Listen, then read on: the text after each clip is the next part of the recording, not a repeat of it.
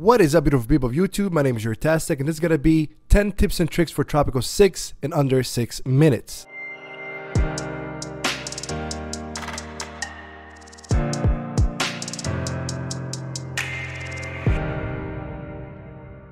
Now keep in mind, these Tropico 6 tips and tricks are not focused on a specific theme like making money or making people happy, but the overall general tips and tricks you should just focus on when you're starting an island. When you first start an island, Argiculture is going to be your best friend. Of course, it gives people jobs, but also gives your people food to eat, and it gives any industry you need the resources it needs, since most of these industries are going to require sugar, pineapple, banana, etc., so on and so forth. So make sure you first focus on agriculture and ranches and all that good stuff, because like I said, it's going to give them food, it's going to give them money, it's going to give you resources. So don't overlook agriculture when you start.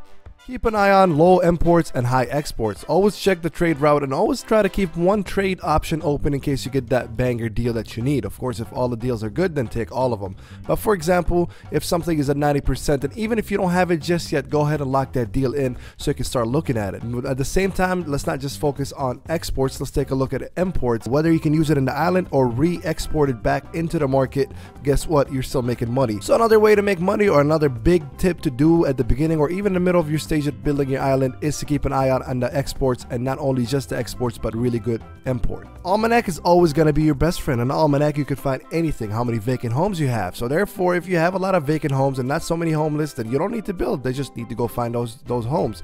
Unemployment, what kind of vacant jobs you have, which gives you where the market is at. Can you build new industries? Do you have a lot of people that are unemployed and can take the job? Of course you do in this case.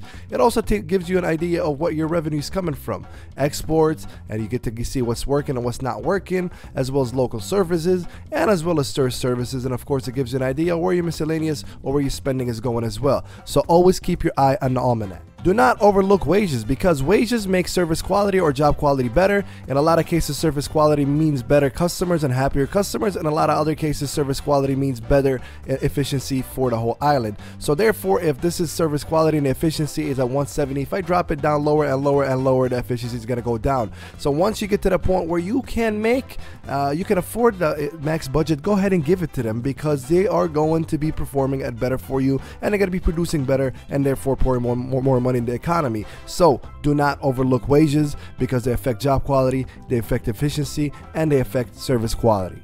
Do not overlook homelessness. Homelessness creates money for you and makes your people happier. Obviously, they like good home qualities. Not only that, but building houses and making sure homelessness is down also creates money for you. As you can take a look at my case over here, the rents are $342,000, part of what is making us money. Now, with that being said, of course, they do have their own upkeeps, so make sure you build responsibly. That's why you need to check the Almanac. Do not build a bunch of rich, filthy houses if you don't have rich, filthy people on the island. Make sure you build accordingly. Do you need a quick approval rating? Are you going to lose the election? Well, go ahead to the broker. In this case, I already used mine and I'm waiting to build some more Swiss dollars, but the broker has plus 10 faction this, plus 10 faction that, as well as other things like where you can change Swiss dollars to money, as well as other things where you can change it for education or college educated immigrants, rate points, and knowledge points. So broker is very good, but of course to use a broker you need Swiss dollars, which we'll get to. This gets overlooked sometimes because we don't really realize how important building Swiss dollars is in this game, but you can do so by having banks with the certain work modes that generate Swiss dollars, like a slush fund account, or you can do so by doing the edX as well, where you have building permits where it's going to be 15%, but it's some of that money, the extra money you're spending on building the building, is going to go to your Swiss bank account. So another tip that's going to help you when you're building your island is make sure your Swiss dollars are handy, because you never know when you need them. Make sure you focus on tourism. Not only tourism is good to give you money and make money for you from tourists coming in and the services around it, but it's also a very good tool to get a lot of uneducated workers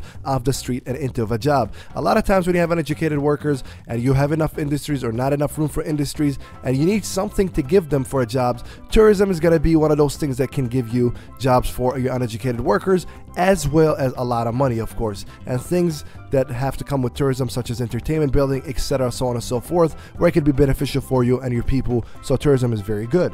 Rum. Creamery and a cigar factory. Those three industries are almost always going to have a good deal on the market. These should be your stable industries. When you think about what industries you should start off with before you get to the fancy stuff and the stuff that takes so much resources from here and there and a lot of workforce, these three should be your stable ones: cigars, rum, creamery. They always are stable in the market. Everybody will always need cigars and rum and cream and cheese. So make sure you focus on these three industries because it can make you a lot of fortune at the beginning, and it could be a very, very, very stable source of income for you when you start. And even an island like this, after many years, I'm at 2,182, as you can see right here. Look who is the top exports right now. They're not always going to be the top exports, but that's just an example of how they're always very, very, very stable. Cigars, cheese, and rum. Do not forget about it. And ladies and gentlemen, last but not least, keep in mind this is all your island.